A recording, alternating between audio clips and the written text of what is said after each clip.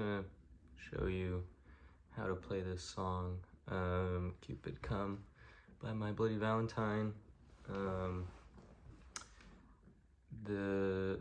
I learned it from a cover I saw acoustically on YouTube, just watching the guy play, and it seemed like the most accurate version. Like if you look up tabs, it'll tell you like more standard chords, but the way the guy plays it in the cover sounds better to me, and I'll leave a link to that because he can play it much better than me and has a much better voice. But yeah, so it's pretty simple. I don't know if the original recording is in standard tuning or not, but the way that I saw it in that cover, it is in standard tuning. When I was trying to sing it, I tuned down a whole step. I mean, you can do whatever you want, but as long as it's in like standard or like half a step down or whatever.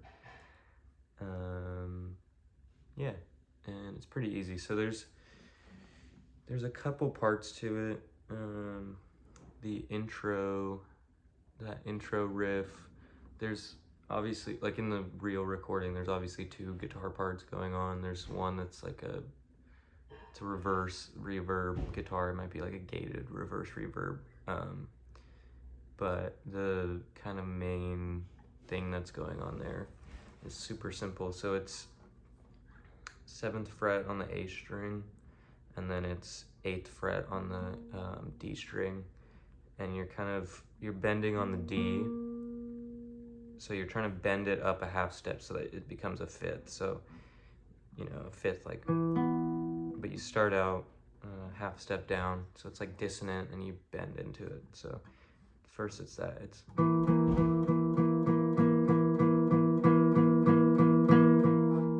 and then you can bend it back or not, it's up to you, but then you, so you bend it into the 5th, and then you move your pointer finger up one string to the E string. So then now it's the same idea, but instead of a 5th, you're bending into an octave, so.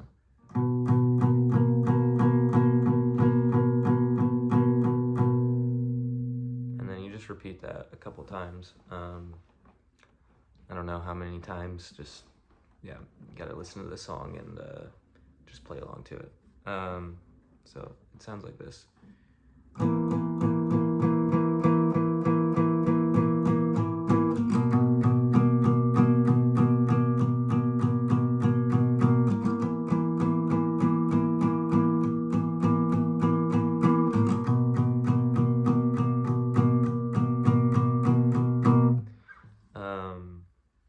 And on the actual recording, they're not always doing the little like flourish, like the,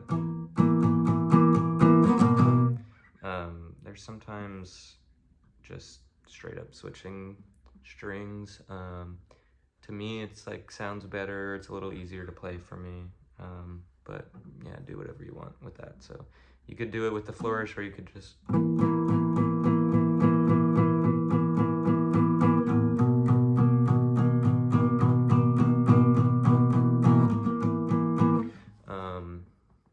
yeah, so do it however you want, whatever feels comfortable. And that's the other thing for this song, the strumming pattern, it's like kind of like the, you know, like standard down, down, up, down, that a lot of like pop songs use, but you're also mixing in like a lot of downstrokes, and you're gonna have to just kind of feel it out, feel what feels comfortable for you. And if you really want it to be like exactly as it is on the recording, then I can't help you. You gotta just go and figure that out. Listen to the song and play along. After the intro, this is it's where the strumming comes in, and this is the first kind of like rhythmic weirdness, I would call it. Like this song has some kind of odd rhythmic things going on, and it starts out right away, right with the first chord. So I'll just play you part of the section and then, well, no, we already saw it. So, okay, so you go from the riff and then you go right into an E chord, or sorry, E minor chord. But there's, again, the rhythmic weirdness, and I don't know how else to describe it other than just showing you. So, at the end of the riff, I'll go into it, so.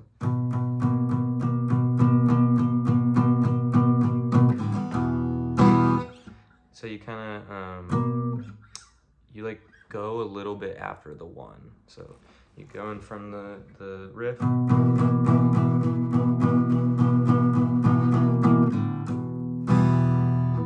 So you hit it on the like and of one or the two. I don't know how to count time, but you hit it once. And then you kind of let it ring for a second. So in fact, actually, I think I'm hitting the open E and then the chord,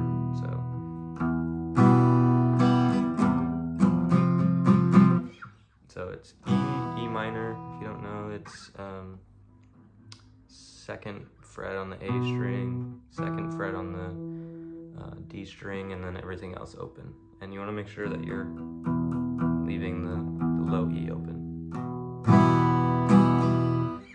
So you hit that a few times.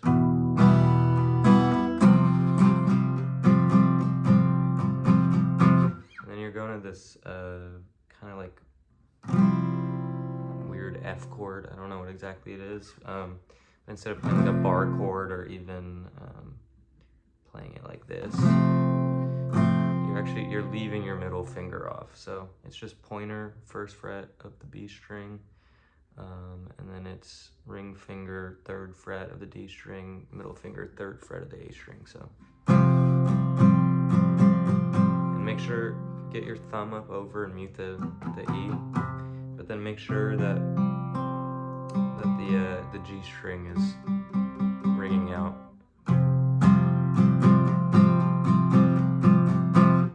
And then after that, you're gonna go to another kind of like, it's a G chord, but it's not like a standard one, so you're not putting your pointer finger on. So it's middle finger, third fret of the E string, ring finger, third fret of the B string. And I'm muting the A string with my middle finger, so it's whatever.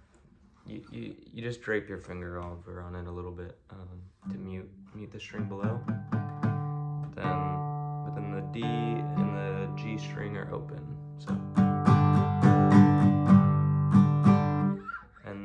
Play that a few times, then you move your middle finger down. I don't know what this chord is called, but it's a cool one. And then once you move your middle finger down, you gotta mute the E with your thumb. So let's play that part so far, so we don't get lost. So after the riff, you go.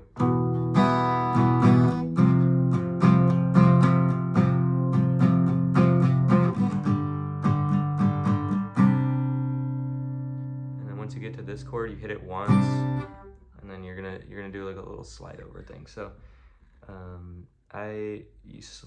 keep your ring finger down, slide it up to 5 on the B, and then you're gonna just fret the third fret of the A string. Everything else, try and mute it. Try and mute it with your pointer finger. So I'm not barring at all. In fact, there's no bar chords in this song. But I'm using the rest of my finger to mute all the strings. So it's really just these two notes, and everything else should be. So I'm muting the E as well with the tip of my finger. So it's.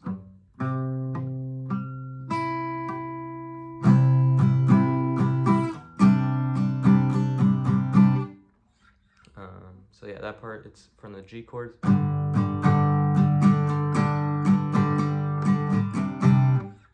That was too many times.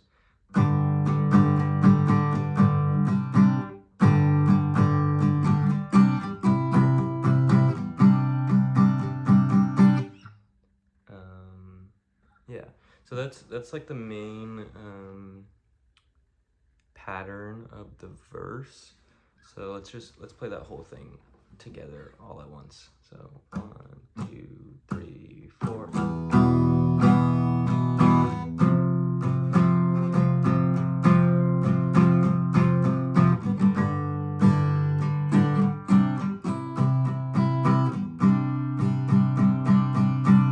And then you would, after that chord, it's back to the E with the little pause. So it's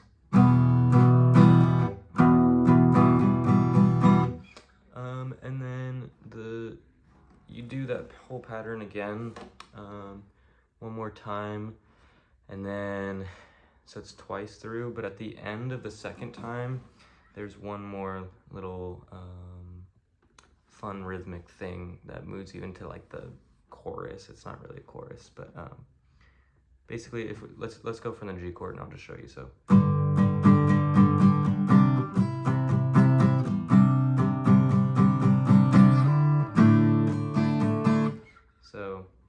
keep playing.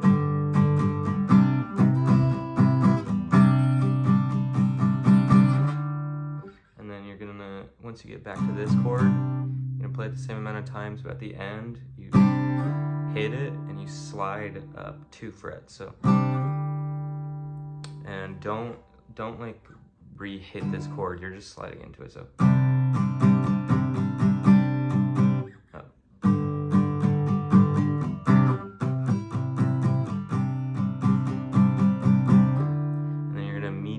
Slam down on this like broken D chord. So it's pointer finger 2nd fret of the G string, ring finger 3rd of the B, and then you want to keep this high E open. So like instead of a standard D chord, you take off that middle finger. So just like that. And yeah, again, mute the E string, the low E string, and everything else. Yeah, I mean, I guess try and not hit the A string, but it's totally fine if you do. Doesn't really matter. So you do the slide. Hit it a few times, and then you're gonna go back to your F chord. And then after that, you're gonna move to this like, I don't know, it's like a suspended chord or something.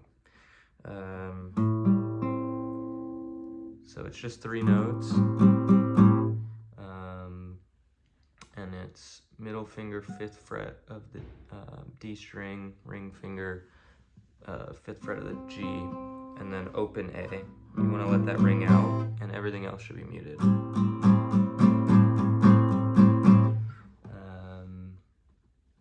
then let's see, where are we? So we did.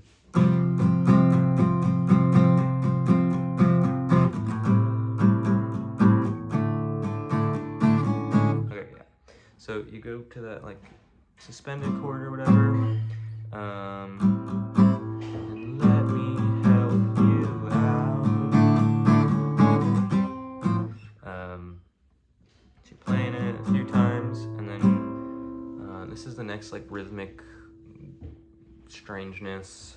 You kind of just gotta get a feel for it playing along to the song, but kind of like before you would play this part as many times as you would expect, you go back to that D, and then you're gonna play it. So you're gonna walk it down. So. Oh, I messed it up.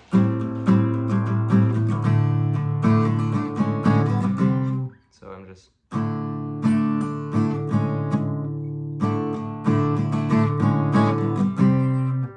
So you walk it down, and then you hit the open strings as you switch over.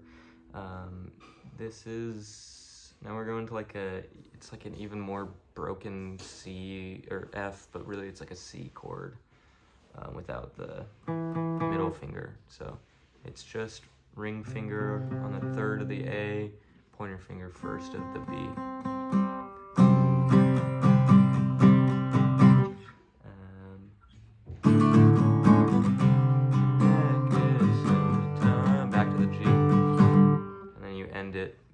F. You're just gonna hold it for a while. And then right back into the verse.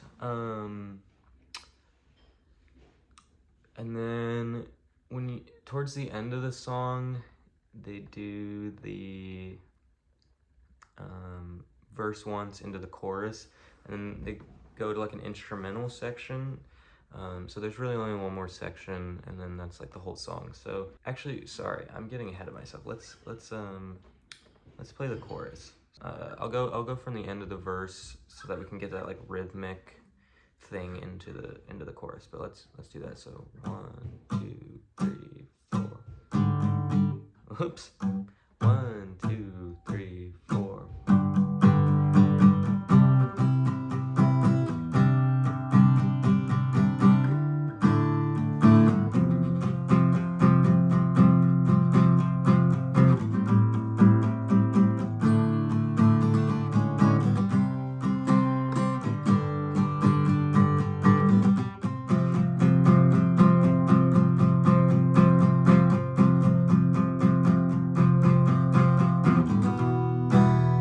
That's like the basic idea, and then there's only one more kind of section that you need to know. So they basically at the end of the chorus, instead of holding that F for as long, there's one more section. So you're still playing the F, you're holding it.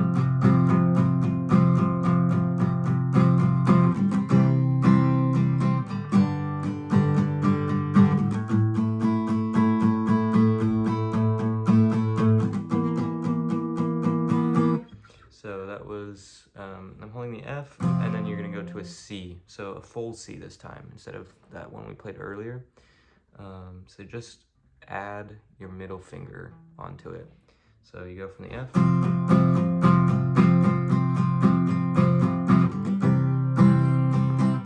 back to this G, and then it's to this weird chord. So it's open A, then it's ring on 7th of the D. I'm actually not sure if the G is open or not. I don't think it matters all that much. But yeah, you can either mute it or play it. I don't think it matters. And then pointer finger on the 5th fret of the B string. So, and then you'll go right back into that intro riff. So let's play that together from this section. So let's start with the F. 1, 2, 3, 4.